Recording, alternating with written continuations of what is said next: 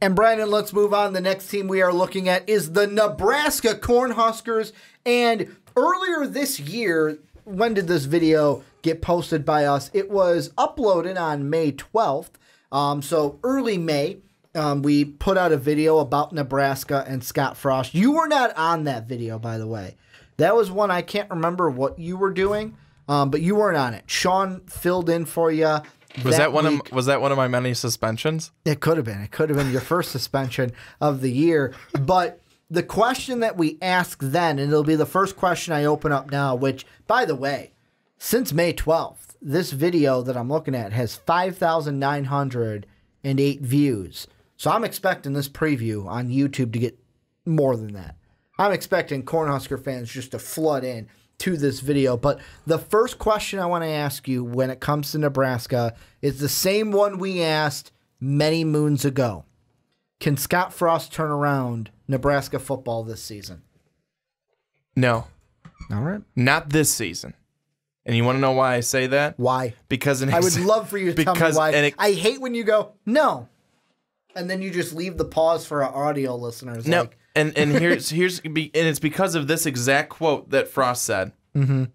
In order for Nebraska football to return to its glory days, quote, we've got to fix everything. Mm-hmm. Everything. Everything. And if you have to fix everything, I don't see you turning it around in year one. And that's okay. That's okay. But what I like about that, from a fan standpoint, is he's being honest. He's not sugarcoating anything. He's not saying, well, I'm excited to be here, and we've got a lot of, potential and stuff like that. And he may think that. He may have every reason to think that there's potential and there's good things to see beyond the horizon, that there is a light at the end of the tunnel. But it's nice to know that a guy is honest and says, this sucks. We have got to make severe changes to what we're doing right now and how things have been done. That's what I love about him. That he'll give it to, like, I would love, like, if I was a student in college, like, maybe it's a different experience because you and I went to a smaller school than Nebraska. But, like, if I was working with that football team, like, as a reporter, I feel like Scott Frost would be, like, a great coach to interview. Because, with your experience in college, you interviewed the head coach of the football team every week for the radio pregame show. I feel like he'd be a great guy to sit down with every week because he'd give it to you clean, and he wouldn't bullshit, basically. And you appreciate that with head coaches, that you appreciate when they're honest with you, because if they're being honest with you, imagine what they're saying to their players. They're being brutally honest with them, but that's what makes a player better. But that's also what makes a player buy into a system, because this guy is not feeding me a line of crap. This guy is telling me I need to be better. He's telling me I need to be better, and he's screaming at me to be better because he truly wants me to be better. He wants me to work my tail off and do that. And all those things aside, then I'm going to interrupt you really quick, because it's like the have you seen the Instagram video of the strength and conditioning coach from the Oregon Ducks? I have not. He sent out a video on Instagram to his players where I guess they have, like, it's the 40-day challenge or whatever. And it's basically like, don't be lazy. Like, put in your tries, put in your buy exercises. And he's in Hawaii for a vacation, hiked up to a mountain, did curls with a, exercise band. And the whole video, he's like, what are you doing? You're just watching this at home. You're criticizing me. You're sitting there at home watching this video. What are you doing? Have you put in your tries? Have you put in your buys? And then he said the best line that I've ever heard that I am going to now live my life by. Hashtag fill the sleeve, Brandon. Hashtag fill the sleeve. And he gave a great quote on Dan Patrick where he said, because Dan Patrick's like, every picture you're not wearing a sleeve. So how do you fill the sleeve? He goes, it's never ending then. It's never ending because the sleeve is infinity. That's what it's like if you never wear sleeves. So next podcast, I might just rip all the sleeves off my T-shirts. Yeah? I might go sleeveless. You think so? I might. We'll see. But back to Scott Frost. The question I have about this team... Hold on really quick before you say that, because you cut me off before. Sorry, is that I forgot. What I wanted to say, and that what's even better with Scott Frost is the fact that this guy is also a winner. He knows... He's a national champion. He knows how to win. And while his team is not a national championship winner, but there's he a banner. wins. He knows... He knows how to win games, and that's important because when I've made this comment many times before, for guys that come from Alabama, Kirby Smart, or like the Scott Pruitts, wherever they go. I mean, they don't necessarily even have to be head coaches. They just wherever they go, they know they're coming from a winning system. They want to be winners. They will be winners. The Urban Meyers, guys like that, Lane Kiffin, they will be winners. Scott Frost fits that mold.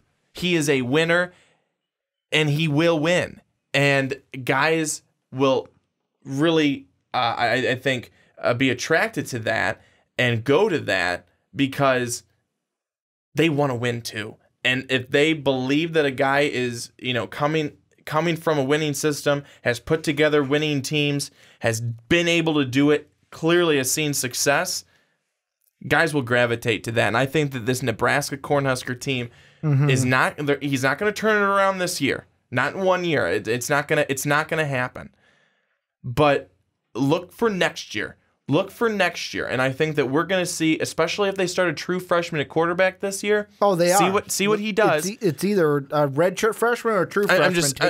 I'm just saying, if you see that this season, in sophomore year number 2, especially if this season is a successful one, look for that jump to be made by the quarterback, and really, in year 2, you could see this team getting back to close to its glory days. The quarterback situation is very similar to what we talked about with Minnesota. The only difference is there's 2 of them instead of 1 of them, so at least you got something to pick from, because they've got, and Cornhusker fans, let me know if I'm wrong with this, they have redshirt freshman Tristan Gabia, and then they also have true freshman Adrian Martinez. So it's like, which one, A, wins the job? Which one do you want? Do you want the redshirt freshman, or do you want the true freshman?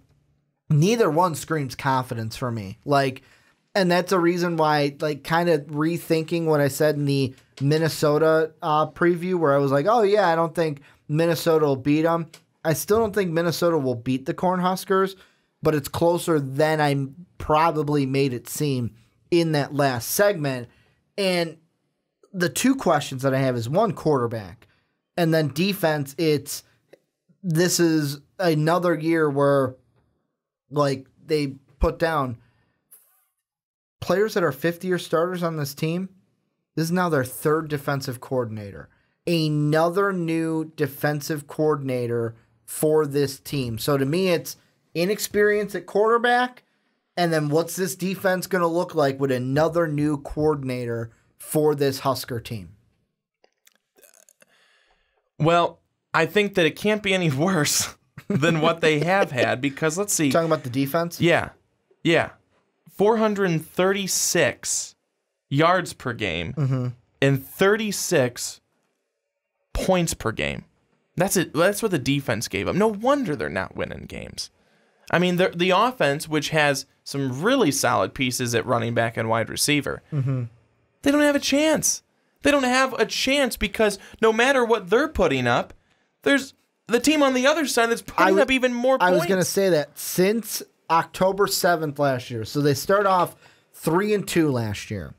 Since that mark, 38 points they gave up against Wisconsin, 56 points they gave up against Ohio State. And you're thinking, that's Ohio State, whatever. Then they get a good one. Purdue, they only give up 24. Oh, Northwestern, you only give up 31. Then their last 3, Minnesota, you give up 54.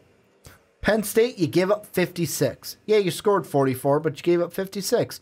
And then Iowa, you gave up 56 yet again. Those 3 games alone, you're giving up over 50 points per game. That ain't good. You ain't going to win games if the other team is getting over the half-century mark. And you ain't going to keep your job if you're the defensive coordinator. No, it's just not going to happen. Which was point proven because he gone. Bye. Yeah, I mean, but sayonara. But see, that's the thing. I mean, that is ridiculous, and it's certainly unacceptable. Yep. And I don't see that happening under Scott Frost. They will lose games. No, they're not going to give up. But I don't 56. see them getting blown out, 56 to whatever. I mean, that's That if you score 44 points, you should win the freaking game. I mean, that's just come on. But that's again, you look at all that stuff, and it's almost to the point of whatever Scott Frost does this season. Mm-hmm. It doesn't matter. I think fans will be like, "Oh my gosh, good! That's really good. We only lost 20-14. That's exciting." You know, I think that again, it's a name. It's a good name. It's a popular name in Scott Frost at head coach. It's great. It's a younger guy with a lot of energy and again a crafty mind, and a guy who again knows how to win, coming to a team that has pieces but also that needs improvements. And they're going to be improvements that I think I don't want to say quick fixes, but you certainly need to make substantial fixes, especially to the defense. The defense is the number one thing, and being able to make sure that whatever quarterback you go with, whether it's the redshirt freshman or the true freshman, that they feel comfortable and confident in their role, and also that they have a receiver to throw to, that they have a running back that's going to be solid, which they do. Well, and the thing, and Husker fans, correct me if I'm wrong, like I said during the Illinois segment, when I used to write for Fansided Writing Illini, I was really close and talked to the chief editor of the Nebraska site, and we'd always talk like just Big 12 or Big 10 and stuff. And the thing with Nebraska that I think Scott Frost can change this year is the whole mindset is you got to go back. I'm going to take you back in the Wayback Machine a little bit. We've been in the Wayback Machine a lot tonight. We have, where if you look at Nebraska football from, 2008, I believe was his first job or his first year, 2008, Bo Pelini comes in as the head coach. They were still Big 12 team at this point. So he comes in 2008. And he is there from 2008 to 2014. So 3 seasons in the Big 12, 4 seasons in the Big 10. And the thing that I always heard is like Bo Pelini is a guy that'll give you 9 or 10 wins. Every single year he was with Nebraska, 9 or 10 wins. But especially for the Big 10 side of it was, you look at it, the 2011 season. He only loses 3 games, 2 of them to number 7 Wisconsin, to number 20 Michigan. Then you look at 2012. Who do you lose to? You lose to Ohio State. You lose to Wisconsin in the Big 10 title game. So you had a chance to maybe get somewhere. You lose to Ohio State in the Big 10 championship. Then in 2013, you lose to Minnesota. You lose to Michigan State. You lose to Iowa. And then 2014, the last one, you lose to Michigan State, you lose to Wisconsin. So it seems like those teams, Michigan, Ohio State, Michigan State, Wisconsin, yeah, you're giving me 9 wins a game, but you're not beating the teams that you need to beat. Then it's like, I remember because we talked about it. We came in, we talked about Mike Riley being the head coach of Nebraska. What does this mean? What can he bring over from the Oregon State Beavers? Then it seemed like we're not even all the way through his tenure, and we're having another segment talking about if he's a lame duck coach or not. So, I mean, like Scott Frost to me could be not necessarily this year, but he could be the guy to put Nebraska football back on the map, because I kind of feel like Nebraska football hasn't been on the map since they were in the Big 12, because ever since they've been in the Big 10, especially with the Bo Pelini days, it was like, yeah, you're a good team, but I'm not going to expect you to win the conference or do anything. Like, you're not going to go to the playoff or at that time the BCS national championship. I think you're making a good point in the sense of, hey, you can win 9 games, you can win 10 games over and over and over, but if you're not beating the right teams, if you're not beating that for example, I guess the right thing. I don't mean to cut you off, but for example, like Jim Harbaugh that we're going to answer next week, a lot of people are going, hey, guy, you going to beat Ohio State? Come on, man. This is why we brought you in. Lovie Smith, a guy we talked about already, Why was he let go from the Bears? Not because he won 10 wins that last game, because he couldn't beat the Green Bay Packers. Like, that's what it comes down to. You got to beat the teams you're expected to beat, but then you have to beat the teams that the AD and stuff want you to beat. Like, example of Michigan, there's no excuse to lose to the Buckeyes. Like, there is no excuse from the Michigan AD of why you lose to Ohio State if you're at Michigan. Well, absolutely, and there's some of those things built into a coach's contract, though, too. I mean, if you beat Wisconsin, you get a $250,000 bonus. Or if, like, you have a certain win percentage against rivals. Sure. You get a bonus. Absolutely. As well. There's some sort of clause like that built into a contract. It just is for those types of teams. One thing I wanted to look at here is over on the defensive side of things. So Nebraska, one of the things that I wanted to bring up is again, you look at them on third down. And we looked at this with Illinois. This is something that I wanted to look at because this is important too, especially with a team that struggled defensively. They were ranked 99th in third down percentage. 43% of the time, the opposing team would convert on third down.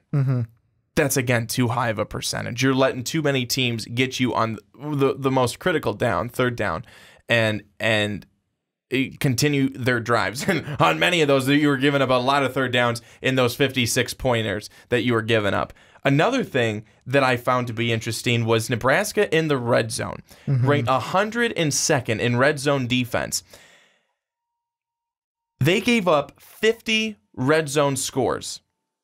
There were 57 attempts. So 87, almost 88% of the time that an opposing team was in the red zone, they scored.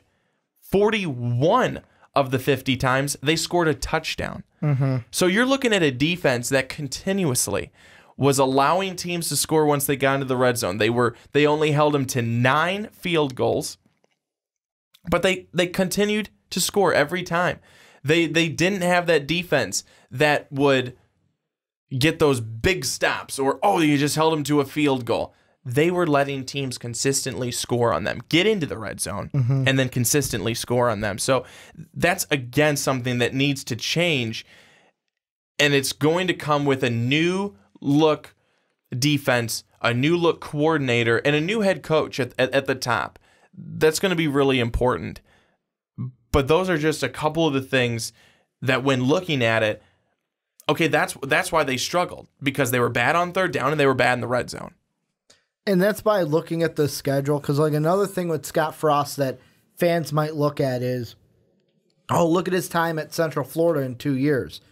They were a 6-win team that first year, then boom, undefeated. I'm not saying he'll do the same thing in Nebraska, but I wonder if there will be a same correlation where this year might be 4 or 5 wins, then next year they make a jump into like 8 wins, 7 wins. I'm not saying they're going to win that side of the conference, but make that big improvement in year 2 under Scott Frost. And like I look at the schedule, and I'll be honest, I can't give a solid win-loss. I kind of want to say 4, maybe 5 wins, because I look at it, and of course the bad thing is you get Michigan, Ohio State, and Michigan State. Good effing luck with that.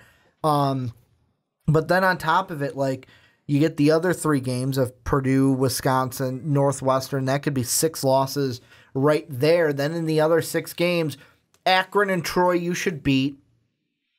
Minnesota I said you'd beat, so I'll give you that one. And then Illinois, that's 4 right there. Colorado and Iowa, I really don't know how to gauge those 2, mainly because I don't know what to expect from the defense this year, because especially that Iowa game, I remember what I saw last year from that. And even if you shave off 10 points, 15 points, Iowa still can beat you. So, like, that's why I sit here, maybe they're a 4 or 5 win team again. If this team makes a bowl game, that will be a phenomenal season for Scott Frost in year 1 with the Huskers. Iowa was the number 1 team in interceptions last year. They had 21 interceptions, and they had 4 of those returned for touchdowns. They usually do have that. Nebraska, they only had 9 takeaways via an interception, and they had 2 of them returned for touchdowns. This team has to have more takeaways. This team has to definitely be stronger defensively.